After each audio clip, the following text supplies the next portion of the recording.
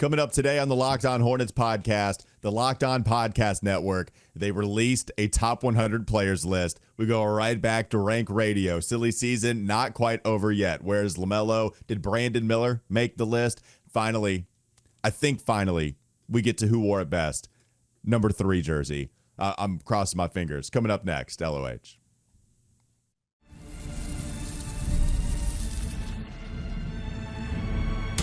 You are Locked On Hornets, your daily Charlotte Hornets podcast. Part of the Locked On Podcast Network, your team every day. In a minute, cuz we live.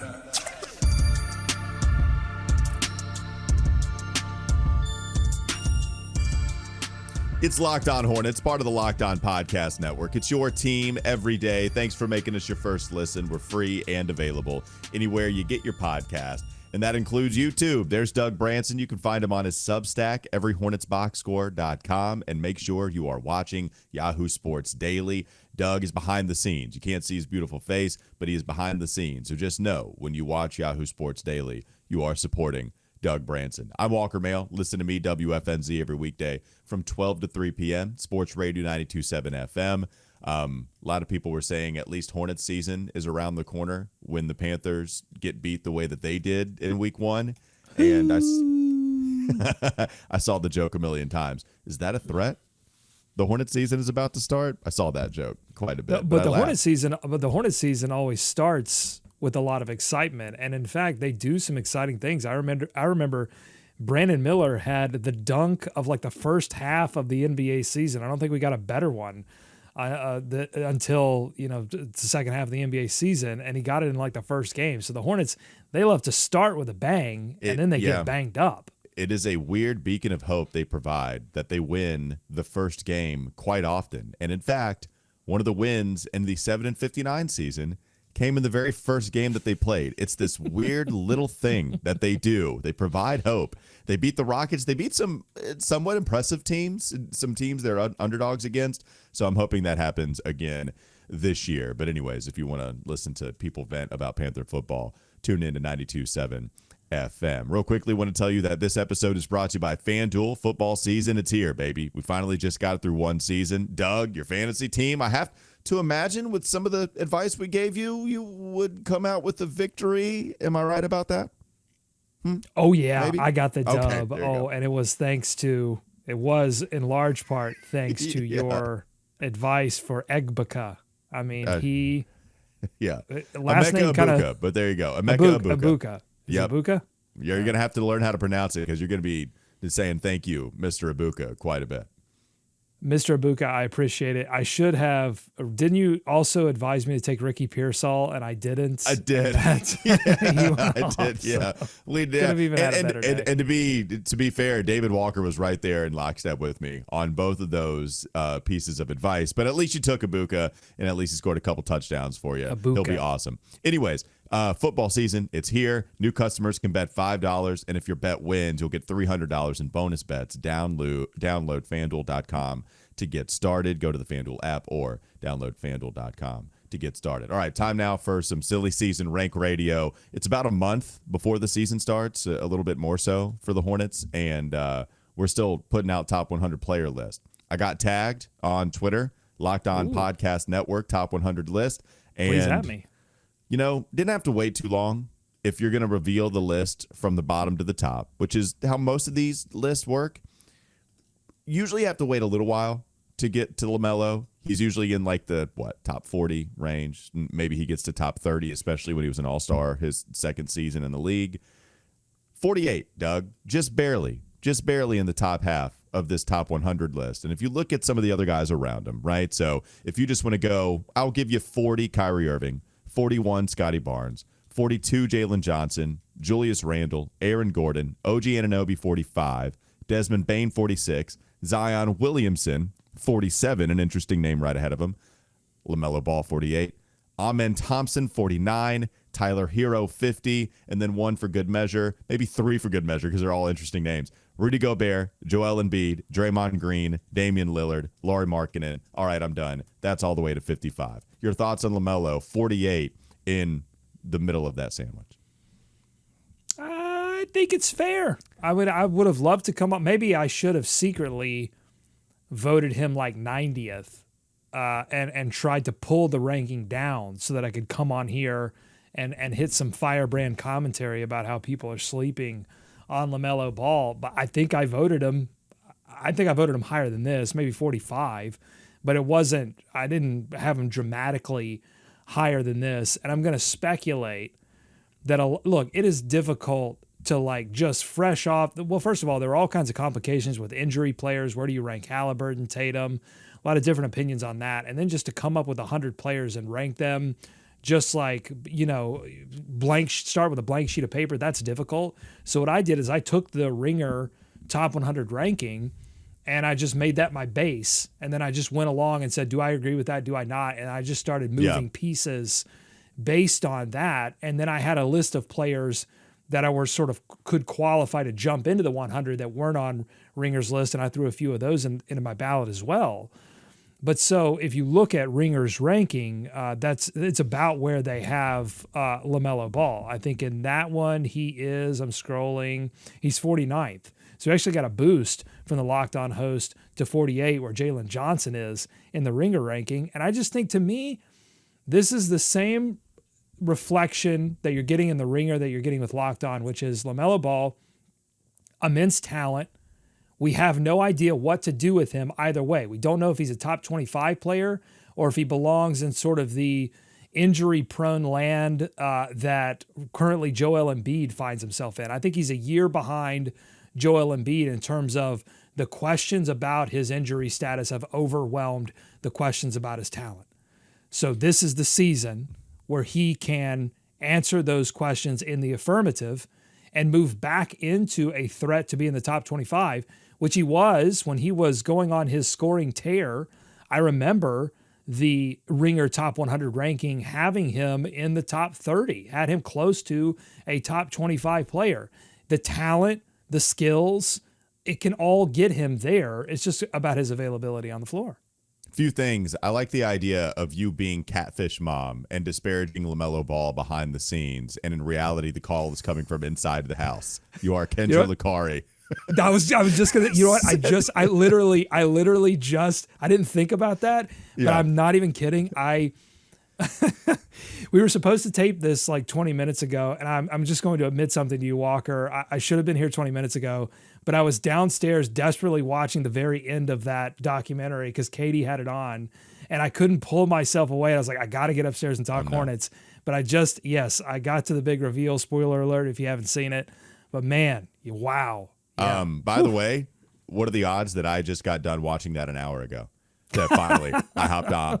You and I were watching it at the same time, which is a little weird. But the call is coming from inside the house. You are Kendra Lucari. He's not a top 50 player. What is LaMelo doing here? Like, he shouldn't be in the top 30. The IP address comes back. What, Nashville? Who's this Hornets fan in Nashville? Saying all of these insulting things about LaMelo. It's you. It's Doug Branson. I like that idea a lot. I like the idea also you bring up with Joel Embiid. This feels like the Locked On Podcast Network had a whole bunch of really good players in the top 46. And then they used all of the injured players to separate the next tier. I don't know where to put Zion. He's clearly amazing when he's on the court. Let's just put him at 47. LaMelo Ball, my God, again? We can't get to 50 games again? This is the third? Okay, put him at 48. God, Joel Embiid, that guy will win an MVP. What? Okay, here, 52. This is where it felt like. Which is absurd. Absurd. That ranking is absurd. 52 but this for is what Joel they Embiid. did. Right? He should be closer to what the Ringer was at 84. But this is what they did. Right? It's injuries. If you are a chronically injured player, which LaMelo is now, it doesn't mean he can't be healthy. We've seen him do it before. But as of the last few years, he's a chronically injured player, along with Joel Embiid, along with Zion Williamson. Those guys have even achieved all-NBA type status, all-star, multiple all-star appearances. Joel Embiid was an MVP. So if you're in this grouping, in a weird way, I actually think this is somewhat of a compliment. They put him in the same tier as these really talented, awesome basketball players that just can't stay healthy enough to climb up in the rankings to top 30, to top 35. I still think that basketball host here on this portion of the Locked On Podcast Network. They view LaMelo, and you got a bunch of basketball nerds hosting podcasts every day. That's what you almost have to be hosting this specific of a niche basketball podcast covering one team every single day and getting 6 weeks of, 3-day-a-week episodes, right? So with that in mind, understanding who is putting this list together, it makes sense that LaMelo is still highly thought of, man, if you're putting him in the group of some of these other names that are around him. Joel Embiid, 84th on the Ringer ranking, 50-ish in the Locked On ranking. I think you probably split the difference there because I think the Ringer is probably taking too much into account all of the dysfunction that comes along with Joel Embiid plus the injuries. And I think the Locked On hosts are not taking enough account of the dysfunction that he has brought to the Philadelphia 76ers over the past couple of seasons and really just discounting him because of the injury status. I'll give you my hot take to end the first segment. If LaMelo Ball plays, less than 40 games this season, and we do this again next season, he'll be off the list entirely because no one's going to give him the same benefit of the doubt that they've given Joel Embiid because he won an MVP. Like, LaMelo's not even gotten close to that, so he's going to be off the list. They're not even going to put him on the top 100. Yeah, I think that's going to happen as well. This is a third year where he got close to 50 games but didn't quite play it. Now you feel like the Hornets had a pretty good offseason. Number 6 in the athletic rankings. I think David Aldridge. David Aldridge had the Hornets at number 6. I think most people feel pretty good about what they did. And if you have back-to-back seasons where you only win 25 games or less, and it's another year, it'll be a fourth straight where you don't play 50. It's going to be hard for him to get the top 100. Coming up next on the Locked On Hornets podcast. Bees everywhere! There was another player who made the top 100 list on the Hornets. Who was it? We'll tell you in just a moment. Coming up next, Locked On Hornets.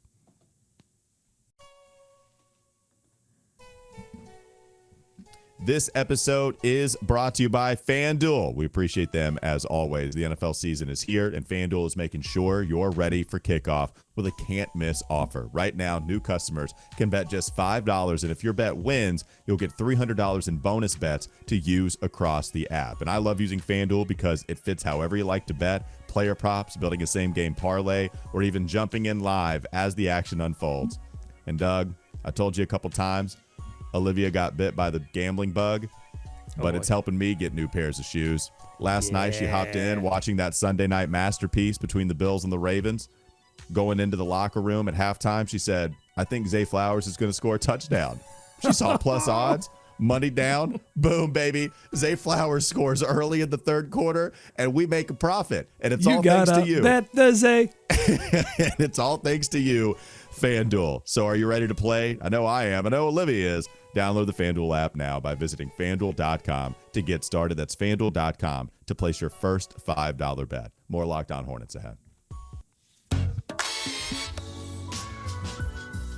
She's also an excellent tennis player, so she's been kind of scratching her neck at some of these tennis bets and props and nailed Carlos Alcaraz winning the U.S. Open. Nailed that. She didn't quite win on Sabalenka not dropping a set, but she dropped one, so she got close to that. And so, FanDuel, not me. I'm not profiting from FanDuel nearly as much because you've seen us on Bet the Buzz. It hasn't gone all that well. It's going well for her. So please keep putting the money down. Okay, Brandon Miller. He's on the list. He's the other Hornet. He's the only other Hornet on the top 100 player list, which is interesting there. We can talk about that a little bit. Brandon Miller is 82. So perhaps we start at 75. Kristaps Porzingis is 75. Paul George, who Brandon Miller wants to be, is 76. Cam Johnson, 77. Drew Holiday, 78. Michael Porter Jr., 79. Cooper Flagg, 80. Naz Reid, 81. Brandon Miller, 82. And then we'll finish out the last few. Josh Giddey, 83. Herb Jones, not on Herb Jones, 84. And Asar Thompson comes in at 85. Those Thompson twins just surrounding the Hornets on this list. So I tell you, Brandon Miller is 82, and you think what? I'm shocked.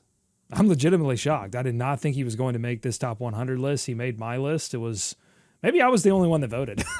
This is probably around where I had Brandon Miller, which mirrors, I think, what his ranking was in the preseason last season. I think a lot of the list had him in the 80th mark. I think one of them even had him high as like 75, 70, in the 70s.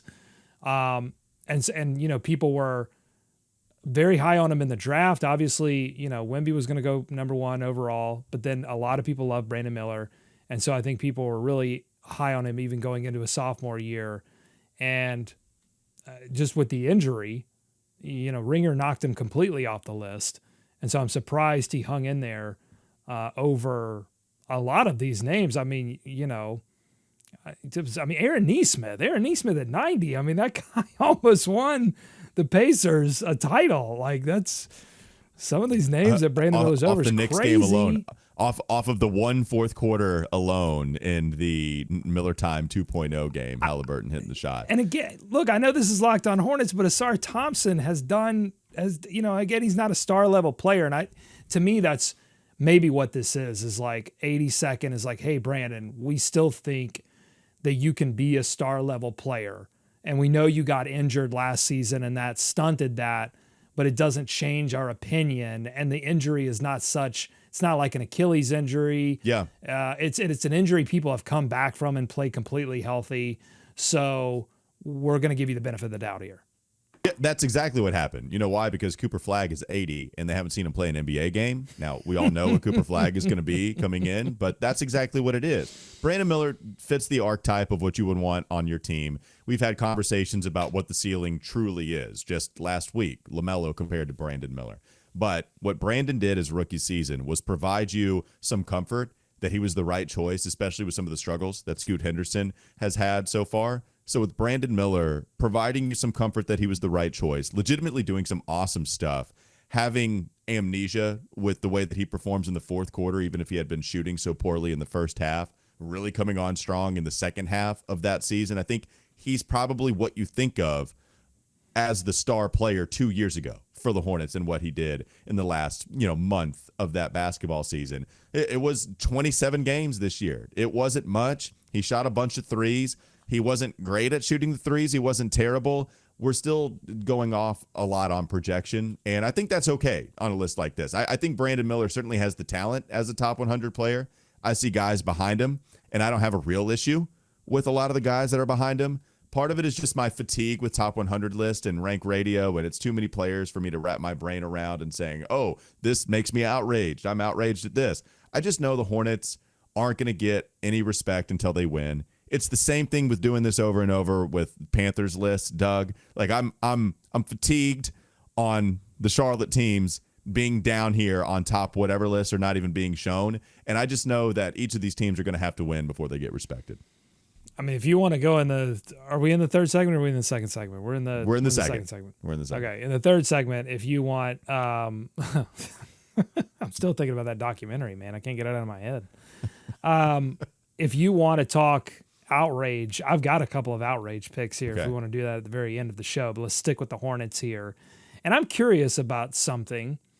So I know that football, and particularly the quarterback position, is very unique to sports. And it's tough to do 1-1 comparisons for football and basketball, but just quarterback to really anything. This whole Bryce Young situation in Carolina, where it seems like game one, the tide is completely shifted on him again. And you've got Scott Fowler writing "The Bryce is wrong." I can't believe that stayed in the drafts for as long as it did. It was just like a perfect, just a perfect dart. The Bryce is wrong. He forgot the curse word, Adam Sandler, Happy Gilmore style. The Bryce is wrong. They wouldn't let him do it. Yeah, should have landed the punch there. But my question is there anything that Brandon could do, or I guess better to say doesn't do, in the first 10, 15, 20 games of this season where Scott Fowler is going to write a similar article of like Brandon's not it. He was a number 2 overall pick and he's a bust. I love this game. Scott Fowler's headlines. I want to make that a feature because he'll come out. I'm brand out on Brandon. Mm-hmm.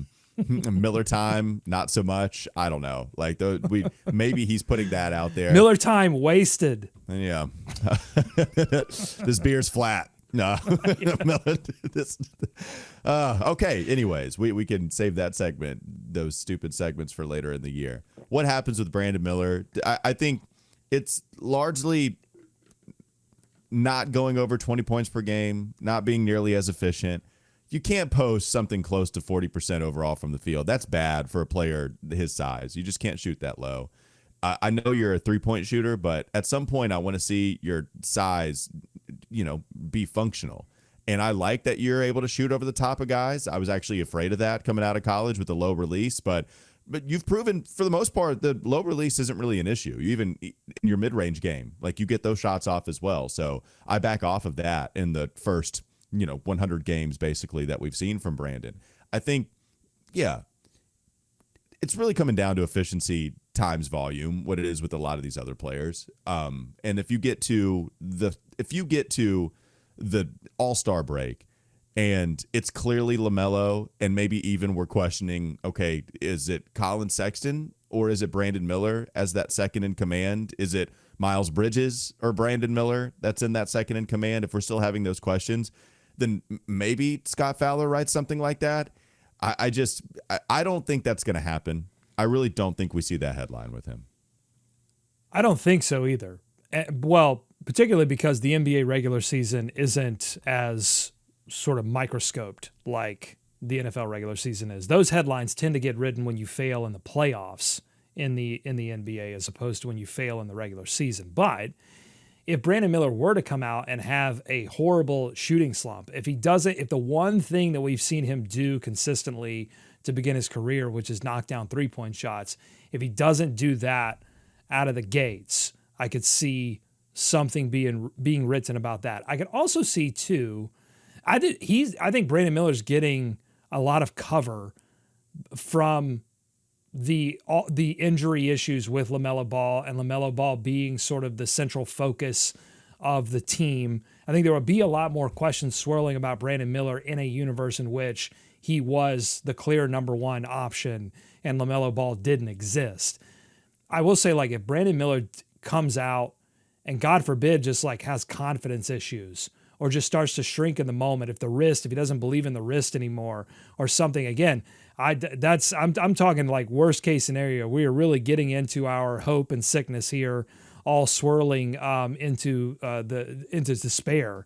But I mean, I think there are some scenarios where you could ask those questions, which honestly, like, I'm not really focused on that. I think it's part of what makes this season exciting is that healthy Brandon Miller, healthy LaMelo Ball have a chance to answer all of that out of the gate. And if they do, the Hornets are going to find some early success in the year, and we're riding the opposite. Yeah, I think Brandon Miller is fine being here at 82. Seems like you put him here as well. Seems like you have some outrage picks also that we can get to on the other side of the break. And Doug, we can get to the outrage, but I really want to get to number 3, who wore it best. We've been teasing these beautiful, beautiful listeners of ours about this very number on who wore it best. I want to get to it. I don't think we're going to, because I want to know also. We got to listen. Hold on. There's plenty of time for number 3. We've got numbers 1 through 100 to get to, and you're talking about number 3. I got to know which players were left off, which players could jump into the top 100. Like, I don't think Locked On is going to follow up this list like the Ringer did, but we could do the Ringer or we could do this list again next year. Like, who jumps in from the Hornets? That's what I want to know. Forget number 3. We're not going to finish it. I'm just telling you right now. We'll finish it. Don't worry. Coming up, no, 100%. Coming up next on the Locked On Hornets podcast. Bees everywhere! It's fine. We'll just do it tomorrow. It's not a big deal. I'm fine. It'll be finished before you know it. We only have a handful of episodes to go with Who Wore It Best, and we're going to finish it. I don't have any doubts whatsoever. It's the last segment coming up, LOH.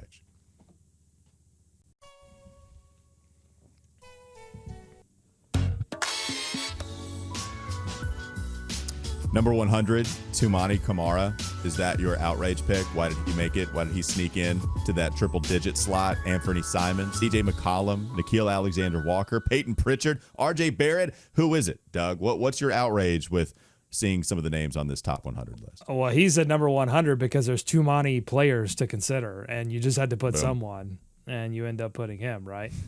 All right, so let's do the big name that's not on here, whose stats, if you just look at the raw numbers, you would say is and minutes played, and role on team is better than, I mean, Simons, who nobody even wants. No one wants Anthony Simons right now. He's stuck on the Boston Celtics. They can't give him away. CJ McCollum is stuck, with a lot of injuries and on a bad New Orleans team. I mean, I could go up and down this list, but there's no Miles Bridges. What do you think about Miles Bridges not being included on this list? Yeah, man, I really don't want to just fall back on what seems to me like a lazy take, but it is the take that I have, that I just have so much fatigue. I see Miles Bridges, and I see some names that I would put him ahead of as to what I would rather have on my team. For instance, Jalen Green is 92. Jalen Green is not a player with everything that comes with it, depending on if you want to include contract, depending on if you want to include just what the player provides for you on the court. Independent of the contract, I would say Miles Bridges in his role is somebody I would rather have than Jalen Green, who comes in at 92. So I'd put him ahead of there. Aaron Nesmith, I value. Bradley Beal, we've probably overcorrected on Beal. He's fine. It's just the money and the no trade clause make it really hard. I'd probably put him ahead of a couple of names on the list, but that is not something that I am outraged over. Miles not being a top 100 player. It was a bad last month. I will say, for this specific team, he really did a lot of great things. I've talked about the hustle stats with him. They do look to him as a leader on the court to provide that energy, and it's something that we're so frustrated by. At tip, these guys just come out flat a lot, and Miles Bridges was not one of those players. He did show up to play pretty much every single game last year, and we commended him for that constantly. The last month of the season was quite bad for him.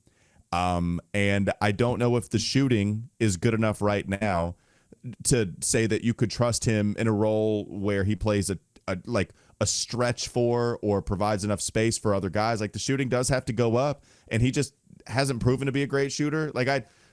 Either way, I'm back and forth on the teeter-totter. Ultimately, I settle on I'm cool with it. I'd probably have him in there, but I'm fine with what Locked On Podcast Network decided to do.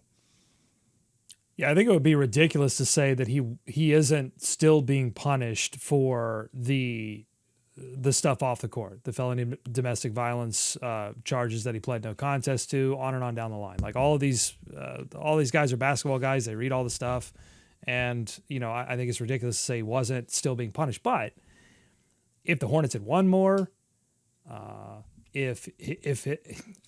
really, that's it, because I won't even say if his stats were better, because I think if he was more efficient, if the team were healthier, the team probably wins more. But I just think beyond even the personal stuff, I think people have clocked Miles Bridges as minutes eater, struggles to shoot, a little bit of an inefficient scorer, still has some defensive questions, has been in several trade deadline discussions, and there hasn't been a playoff level team that has said, I have to have Miles Bridges on my team. And PJ Washington went through a little bit of that process where there was a team that was trying to win, that saw the value there. And I just think people have clocked Miles Bridges this is who this guy is as a basketball player. And I'm not sure it's somebody that we are desperate to rank. But I think there's I think there's a legitimate argument to have him. Again, I could pick out a few names here. Vucevic, you mentioned Jalen Green. I'd have Christian Braun higher than he is. I'd have Aaron Nesmith higher than he is. I'd have Bradley Beal higher than he is. And so then you run up the list and you can knock out a few names. I mean, Cooper Flagg being on this list is freaking ridiculous. Just play one single possession. What if he goes out literally and at the tip he slips on a banana peel and can't play the rest of the year? Then what have we done here? So at some point you get up to Brandon Miller. You would keep going up the list. We get to another Hornet you might want to kick off. Well, but back to our Brandon Miller conversation, we said, look, part of this is potential. I think you can take that too far with the Cooper Flagg thing, but I think it's legitimate to look at a Brandon Miller and say, dude, you have all the stuff to be a star, and you had one bad luck injury year that we're not going to punish you for. But if you have another one, we'll punish you for it, but we're not going to punish you yet. But I think, again, Miles Bridges is not going to suddenly become a different kind of player. Like, he is who he is. And I just think that hasn't resulted in significant win increases for the Charlotte Hornets when he has been the bulk of the offense. Well, and because he's miscast because of necessity, nobody else can handle the basketball. And so here's what's going to happen. Because people don't cover the team every day because it's too hard like we do, right? You're going to look at his basketball reference page, and what you're going to see is that he shot 43% from the field, that he shot 31% from three, and he did so on 7 threes a game, and that he did get up to 20 points per game, but even the free throw attempts, with as big of a brute as he is, he only had 4, which isn't bad, but you probably want more from him with the kind of usage that he has, with the amount of opportunities that he got, and yet he's shooting quite a bit. Part of that is the Charles Lee system, wanting to shoot a lot of threes, and part of it is maybe him settling a little bit.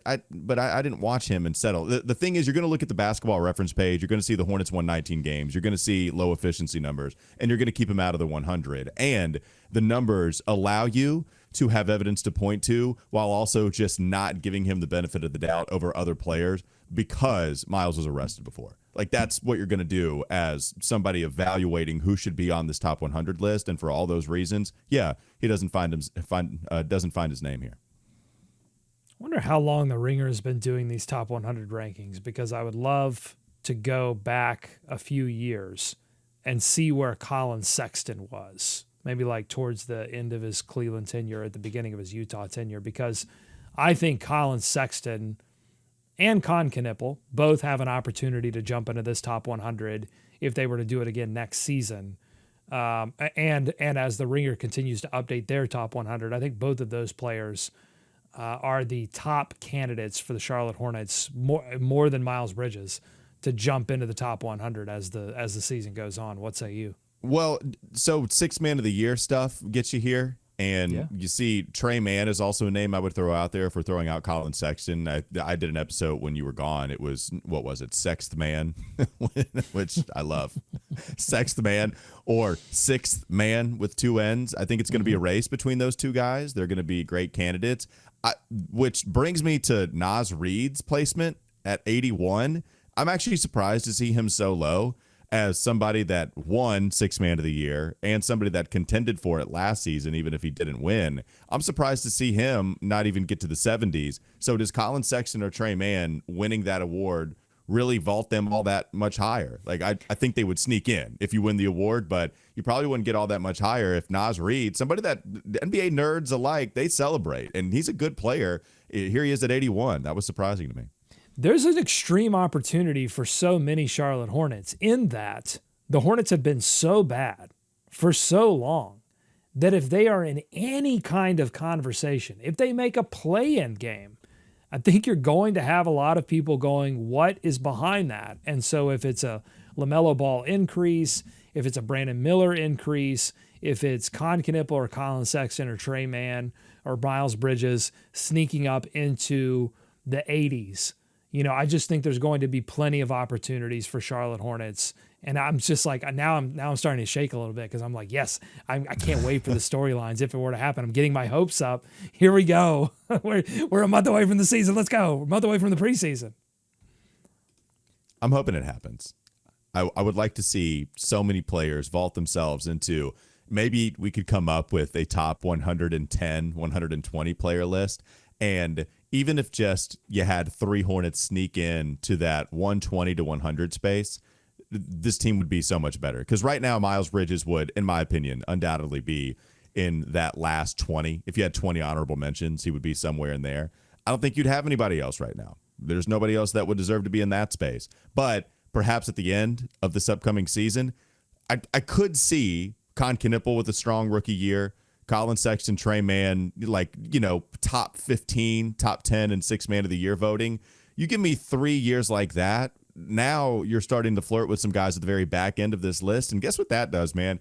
That helps you win more ball games. And that just allows you to boast about more talent, to have 5 guys, 6 guys up top. Like, that's lofty. I don't think that's going to happen. But if that's the best case scenario, it's not crazy to think Con Knipple has a good year, and the nerds would love to put like somebody that averages, 12 points on 37% shooting, that has some awesome secondary playmaking skill sets, and gets to the foul line a little bit. That kind of player is like, oh, okay, we can have him climb a couple rungs. We'll give him some consideration. Yeah, I'm starting to get a little shaky myself because I could see that happening with all three of those guys. And you know what jersey number that Con Knibble has selected? Do you recall? No, I don't. What is it? He's taken the number 7. Okay. And do you recall who wore it best, number 7? I don't. Did we do this one last year? No. We did this one this year. We had to put it to a vote, and Jeremy Lin won out. He's got a shot. So all that to say, Con Knibble, not an extremely high ladder to climb to secure who wore it best. And in fact, I would just go so far as to say if he doesn't claim it, then I'm going to call him a bust. I'm just going to say, like, if you can't beat Jeremy Lin and who wore it best and you were a top 4 overall pick, then you're a bust. Well, maybe that's because Kelly Tripucka should have been the guy who wore it best. If you don't beat Kelly Tripucka, you're not a bust. But if you don't beat Jeremy Lin, you're a bust. Did we ever do a Jeremy Lin farewell episode after he announced his retirement last week? I don't know if we did that. Anyways, well, no, farewell, but we've Jeremy listened. Listen, we've done Yeah. enough Jeremy Lin content on this podcast to last a lifetime. So I apologize for not doing the farewell. But man, I mean, I'll just do it right now. That season that he had backing up Kemba Walker was absolutely electric. I loved all the heat from his fan base, but more than that, I loved how thoughtful he was about the game of basketball and how humble he was despite going through insanity and all of the true insanity that was his tenure in New York. Such a cool, humble guy.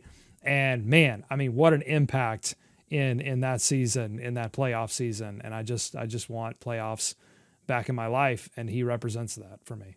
Yeah, I'm glad we're actually doing this. I did want to just give him one parting shot here. I'll always remember the Spurs game in his lone season where the Hornets, I'm bringing up the box score right now.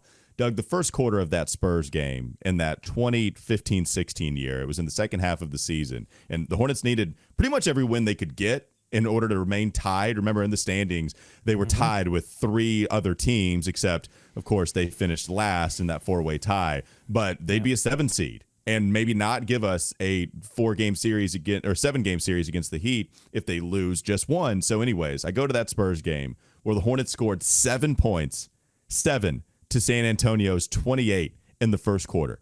As soon as the first quarter is done, they are down 21 points. What happens? Jeremy Lin goes 11 of 18 from the field to bring them all the way back and win that ball game in just 31 minutes played. He hit all 4 of his threes. The second half was sensational. And then Jeremy gives us some of those crazy moments down the stretch where he goes for 20. Just had some really awesome scoring outputs off of the bench. And you mentioned that year. That year was, that was one of the better addition seasons that we've had in quite some time. Like reclamation projects, guys that the Hornets actually helped do something significant instead of come here and flounder and not succeed at anything, right? Like Jeremy Lin, that was a fun season to watch him play. Okay, parting shots for Lin. Not going to do who wore it best because this is what we do. And there's Top your 100 Hornets of all time. Yeah. Let's start that one now. You know what? I say we start that before we actually finish the Number 100, Tommy Tolbert with the frosted tips. Congratulations, Tommy Tolbert. I think you're dead on. Top 100. I think you're dead on. That'll do it for Locked On Hornets. Thanks for making us your first listen. We're free. We're available anywhere you get your podcast. That includes YouTube, Doug Branson, everyhornetsboxscore.com. Also a producer on Yahoo Sports Daily. I'm Walker Mail. Listen to me, WFNZ, every weekday from 12 to 3 p.m. Have a great rest of your day. We'll be back with you tomorrow. And remember, we're back daily, weekly, week daily, if that makes sense. No more 3 days a week shows. We're back with you every day. So tune in tomorrow.